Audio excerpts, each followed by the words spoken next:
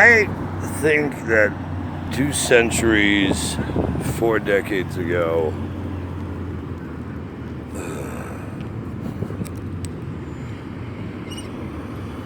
and a lot of years ago, Indy BC first sent me here in 1983 from NBC in Chicago to do the Tonight Show. And some other covert research and intel and news gathering. See, unofficially, it's a whole plausible deniability thing. Unofficially, I've been used for some of the hardest news on the planet. I don't take credit for it a lot of times, and the networks have their own spins. But the true story, and my phone records would reflect it. If you want to dig them up, you go into the archives way back in time. Up until he resigned, I had Peter Jennings' direct line at ABC Nightly News, where I could actually dial in and feed a news story to him right from where I was at, and at times did that off the Senate or the House press galleries, where I was covering events unofficially, and had clearances to go places that other news people couldn't go. Thanks to Senator Regal and Senator Hart and, a plethora of others, Levin, Carl. I was able to go between Capitol Hill and the Senate buildings and the underground tunnels and the House and even the White House with camera and unescorted because of things I had already been cleared for. Way back when I was just a young pup doing news. But it was 1983, while I was out here during that first week in Southern California, that I came here to City Hall in Santa Monica at the invitation of Peter, Paul, and Mary, who I had met years before in Detroit or Grand Rapids or somewhere along the journey. And they were doing an outdoor concert here. I think it was a Sunday afternoon, and there were several other bands from that era, genre, that performed at the time. It was good to see them. I mean, it was a lot of artists that I had worked with over the years who had come through Detroit or Chicago, or cities I had already run network stations and had done television and radio and every other form of media imaginable. I've always been a workaholic when I'm not working when I wasn't working for a broadcast entity. I was freelancing with other broadcast entities in my off time, or doing charities and cartoons and voices. I was a voice on Channel 50, WKBT, DTV, Channel 50 Detroit. And now it's time for Bill Kennedy at the Movies. I did that for years. And coming up next on MASH, wow, and Joey Ryan did some of the other bumpers, if I remember correctly. And I was also the voice for Fields Communications Station in Chicago for a while at GN, and voice on another San Diego station. And, oh gosh, I've been a voice everywhere. I'm forced radio and training stuff. The point I'm driving at is, over the years, I've been very well educated with all the plethora of reading I've done in every field imaginable, from military to defense to counterintelligence to artificial intelligence, mirage imaging, virtual reality, whatever we've been working on over the years, whether it was with NASA or JPL or Microsoft or University of Illinois or Mosaic or the list is, it would be easier to find companies that Kurtz worked with and consulted than it would be to find a major corporation, institution, or government that I haven't. Excuse me. That being said, it's time you wake up and do some homework on your own. You're gonna have to really rediscover things from everything you've been taught. I hate to say it, it's a lot of bullshit. Even politics, religion, everything. History. Whoever was commissioned to write it and their spin on the truth. It's not exactly how it went down, folks. And I'm not here to argue your God, my God. Let's get over all that. How about the Creator? Let's find a way to coexist, to get along. This is extinction number 6. Google it. You think it's this, oh gosh, this feels so familiar. No, you've actually done this before. And you'll keep redoing this over and over until you get it right, or you finally extinct the planet and the universe and hell freezes over and you're in it. I'm not coming back for Extinction 7. You'll either get it right this time or sayonara. There's only so many you can save, and the rest, well, you know that story. And wasn't it an apple that, created the problems for a lot of people in the beginning, and in the end, it's going to cause even more. Just saying.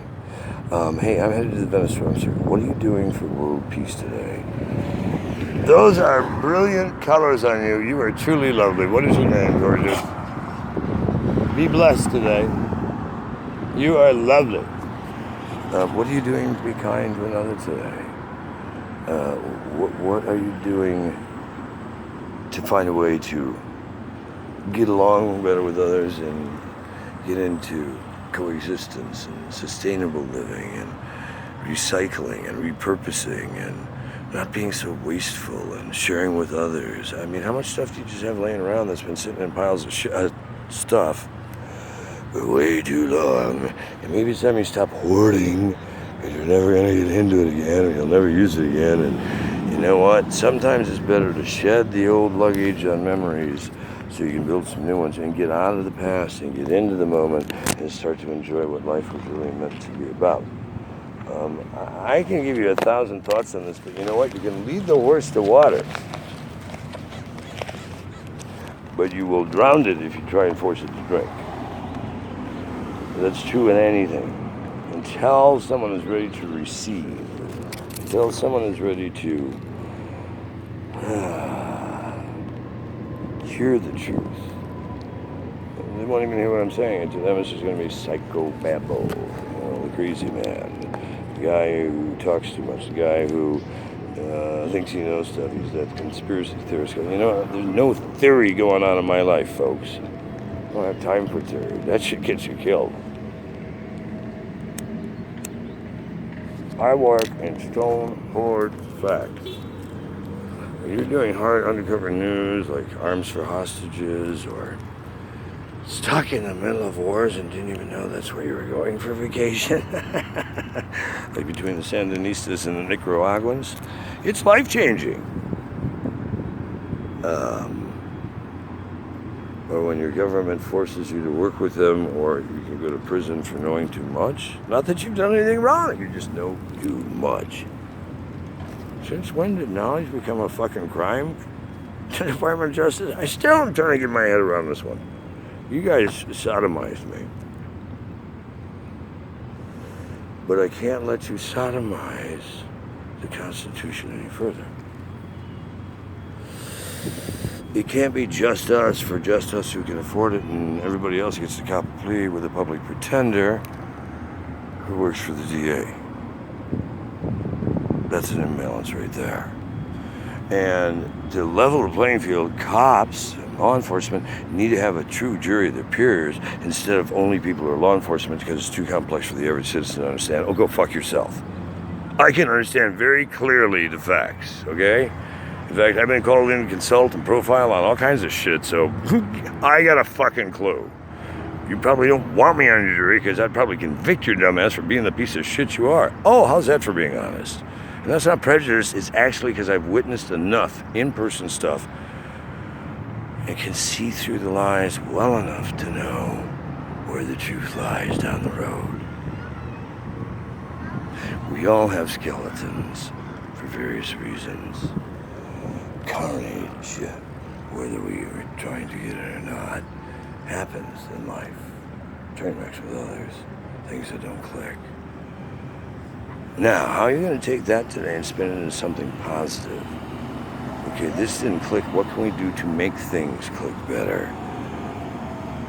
The sooner you find ways to coexist and not to terrorize each other or be robbed or victimized, and to stand up to the terrorists and to the oppressors and the people in government who are destroying the planet, the better your odds for you and your lineage and people you care about for survival.